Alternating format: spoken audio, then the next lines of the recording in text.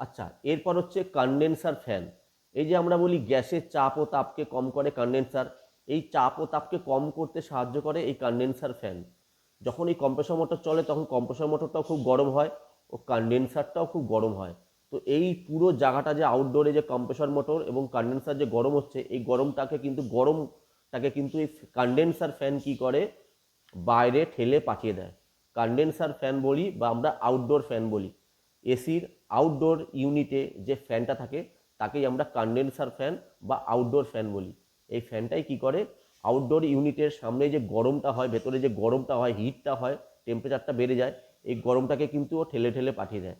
যার ফলে আপনারা দেখবেন যদি এই আউটডোর ফ্যানটা খারাপ থাকে তাহলে কিন্তু কম্প্রেসর মোটর কিন্তু অত্যধিক মাত্রায় গরম হয়ে যায়, তখন গরমটা বাইরে ফেলে দেওয়ার মতন কেউ থাকে না, যার ফলে কিন্তু মোটর চিপ করে। তাই কনডেন্সারের ফ্যানে কিন্তু ভীষণ বড় ভূমিকা।